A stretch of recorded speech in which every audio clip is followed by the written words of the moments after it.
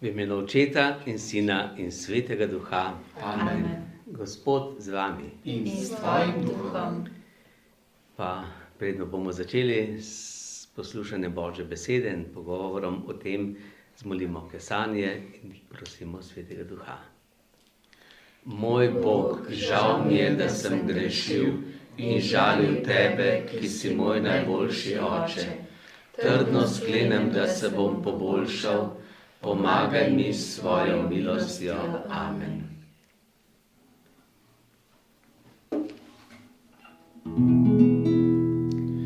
Pridi, Sveti Duh, pridi, Sveti Duh, pridi in prebivaj v meni, Sveti Duh. Pridi, Sveti Duh,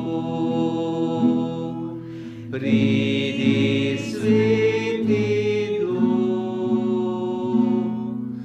pridi in prebivaj v meni, Sveti Duh.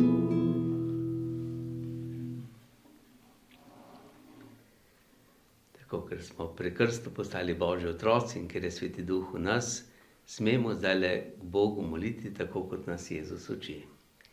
Oče naš, ki si v nebesih, posvečeno bodi tvoje ime, pridi k nam tvoje kraljestvo, zgodi se tvoja volja, kako v nebesih, tako na zemlji. Daj nam danes naš vsakdanji kruh in odpusti nam naše dolge, kakor tudi mi odpuščamo svojim dolžnikom, in ne vpelji nas v skušnjavo, temveč reši nas hudega. Zdrava Marija, milosti polna, Gospod je s teboj, blagoslovljena si med ženami in blagoslovljen je sad tvojega telesa, Jezus. Sveta Marija, Mati Božja, prosi za nas grešnike, zdaj in ob naši smrtni uri. Amen. Slava Očetu in Sinu in Svetemu Duhu, kakor je bilo v začetku, tako zdaj in vselej in vekomaj. Amen. V imenu Očeta in Sina in Svetega Duha. Amen. Tako, danes bomo pa prisluhnili v tej zgodbi o tem, kako je Jezus obudil Lazarja, ki je umrl.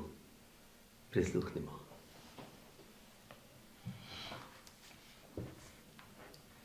Nekega dne je Lazar zbolel. Ker je vedno bolj slabel, sta bili njegovi sestri Marta in Marija iz sebe zaradi skrbi. Zdravnik mu ni mogel več pomagati in je žalostno zmajal z glavo. Jezus bi ga lahko ozdravil, je rekla Marija. Sporočiva Jezusu, naj pride na pomoč, je predlagala Marta. Jezus je bil takrat na severu, v Galileji, kamor se iz Judeje umaknil pred Judi, ker so ga hoteli kamenjati. Nekdo iz vasi je bil pripravljen, da ga gre iskat. Povej Jezusu, da je njegov prijatelj bolan, sta mu naročili sestri. Jezus je z učenci prišel do Betanije, ko je bil Lazar že 4 dni mrtev v grobu.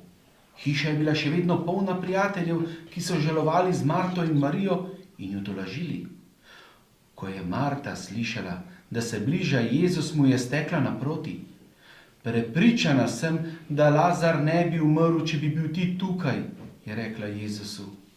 Jezus je rekel, Marta, jaz sem stajenje in življenje. Kdor vame veruje, bo živel, tudi če umrje. Verjameš to? Verjamem, da si ti Božji sin, obljubljeni Mesija, je s prepričanjem odvrnila Marta. Nato je zapustila Jezusa in brž poklicala Marijo. Marija je pohitela ven, sledila pa ji je vsa množica Judov, ker so mislili, da gre jokat na bratov grob. Ko je Jezus zagledal objokano Marijo in Jude, je tudi sam zajokal. Namenil se je Lazarja obuditi od mrtvih, a vseeno ga je žalost, ki jo prinaša smrt, globoko prizadela. Pokažite mi njegov grob, je rekel. In skupaj so se odpravili proti grobnici, vklesani v skalo. Odvalite kamen od vhoda, je ukazal Jezus. Odvalili so ga in Jezus je glasno molil. Oče, zahvaljujem se ti, ker si me uslišal. Naj zdaj vsi vidijo, da si me poslal zato, da prinašam življenje. Na ves glas je zaklical: Lazar, pridi ven! Sledil je trenutek napete tišine. Ljudje so zadrževali dih. Kmalu so zaslišali mehek zvok drsajočih korakov in čez prag votline se je v svetlobo dneva pokazal Lazar, od glave do nog povezan in povit. Snemite mu mrtvaški prt, je rekel Jezus. Uslužne roke so brž odvile dolge platnene trakove, mu razkrile obraz, osvobodile roke in noge. Lazar je pretegnil ude, nasmejan stopil k sestrama in vsi trije so se smejali in jokali in v objemu objemali, poljubljali drug drugega. Jezus je prav gotovo Mesija, je rekel nekdo izmed okolice stoječih. Ostali, ki v Jezusa niso hoteli verovati, so se odpravili v Jeruzalem, da bi o vsem poročali njihovim sovražnikom. Jezus mora preprečiti, da bi še naprej delal čudeže, so soglasni judovski voditelji. Če nam to ne bo uspelo, mu bodo vsi sledili. Še isti dan so skovali zaroto, da bi Jezusa čim prej prijeli in usmrtili. Tako. Torej, smo slišali, kaj se je zgodilo. V Betaniji, blizu Jeruzalema, Jezus z učenci je bil pa v Galileji. To je kar 4 dni, 3 dni hoda, če grejo dosti hitro. Če so šli pa počasi v karavani, je bilo pa še več, ne? 150 kilometrov, je takega.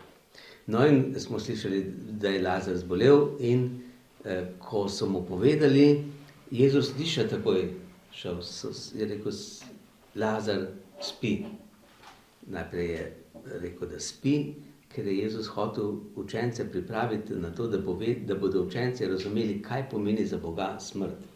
Smrt ni za Boga isto kot za nas. Za Boga ni noben mrtev. Smo vsi živi, ampak lahko spiš ali si pa buden. Ne? In zato Jezus želi, da bi učenci to prepoznali. Kdo je Jezus, kaj je smrt, kdo je človek. No in smo slišali, ko je prišel Jezus v Betanijo, so takoj že prišli povedati, Jezus prihaja, ampak to je bilo že koliko časa? 4 dni po smrti, 4 dni po pogrebu, tam hitro pokopljajo, ker je vroče in potem trupla ne pustijo dolgo na toplem. No in sta mu šli naproti sestri, Marta, potem še Marija. In Marija je rekla, oziroma Marta tudi rekla, gled, če bi bil Jezus ti tukaj, bi Lazarja ozdravil. Tako pa te ni bilo, žal. Zdaj je pa mrtev. No in tako Jezus sprejme sicer to sporočilo, ampak jo vpraša, ti verjameš v stajenje? In smo slišali odgovor, kaj je rekla? Verjamem, ampak je rekla poslednji dan, torej ob koncu sveta. Ja, takrat verjamem, da bo ostal, ampak Lazar je zdaj mrtev, no? Zdaj manjka. No, Jezus je rekel, kdor vame veruje, bo živel vekomaj. Verovati v Jezusa pomeni vedeti, kdo je Jezus in kaj je življenje. Življenje je to zemeljsko in večno življenje. No in potem pravi, da je Jezus rekel, no, kje pa je pokopan, kje je grob. No in ta Lazarjev grob je še zdaj v Betaniji, se lahko gre v ta grob not pogledati, to je precej globoko not. Blizu te hiše so imeli grobove tudi v Betaniji. No in so torej grob imeli vkopan v skalo in zaprt s kamnom. Ne? Tako kot Jezus v grob je bil tudi zaprt s skalo. In so tisto skalo odvalili in lahko so šli not oziroma. Tako Jezus pravi, odvalite kamen. Glede, to, kar je Jezus naredil, je bilo nekaj, kar je bilo pomembno za tisti dogodek, za Lazarja in to, ampak to je nekaj tudi, kar nam je Jezus hotel povedati, kdo je mrtev. Kdo je mrtev? Tisti, ki je v grehu. Kdor je v grehu, je mrtev. Kdor pa nima greha, je pa živ. In zato Jezus pravi, odstranite kamen. In kaj je ta kamen, ki zapira naša ušesa, da ne pride Božji glas do nas? To je greh potem. Greh, se pravi, pa tudi te svetne stvari. To, kar poslušamo, kar gledamo, kar beremo, to zamaši naša ušesa in ne slišimo Božjega glasu. Zato Jezus pravi, odmaknite kamen. Zdaj bo pa prišla Božja beseda, zdaj bo prišla pa moja beseda. In ko Jezus spregovori, kaj je rekel? Lazar, pridi ven. Glejte, Lazarja pokliče po imenu.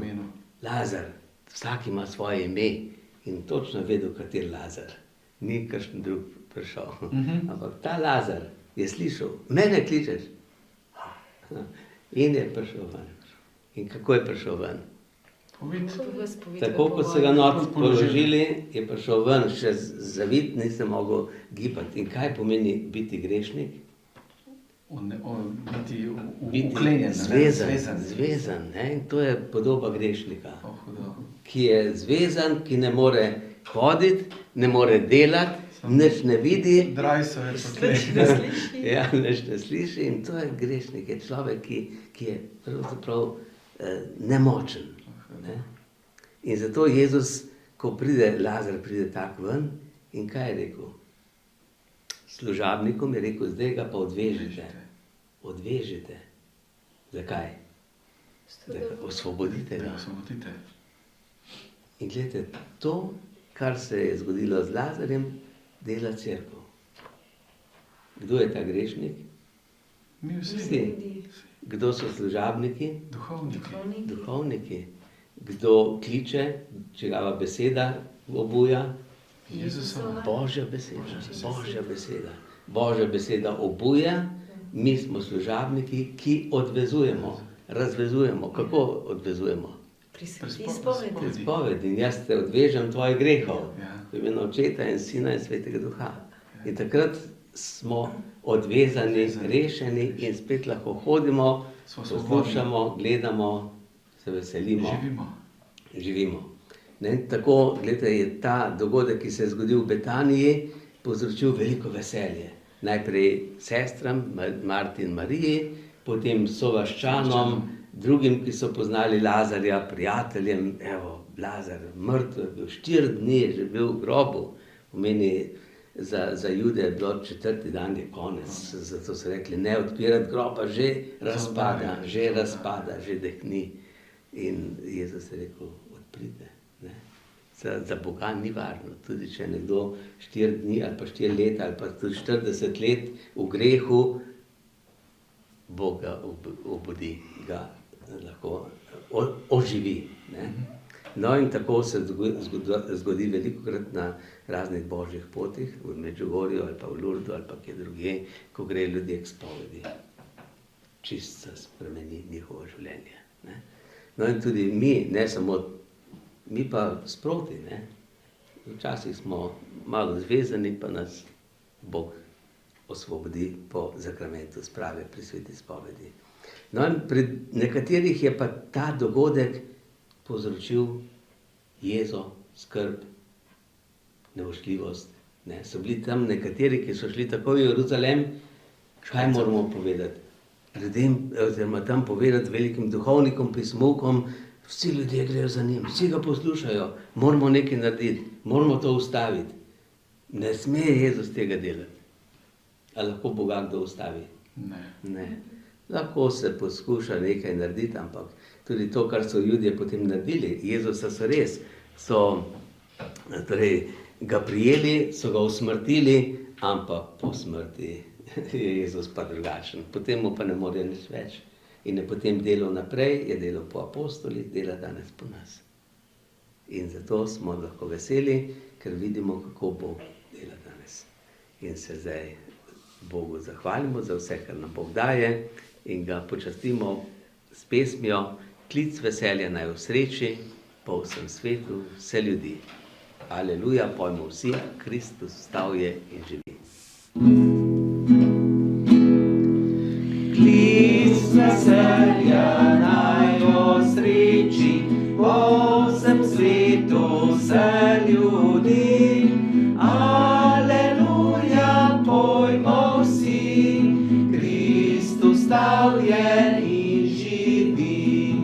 Aleluja, pojmo vsi, Kristus vstal je in živi.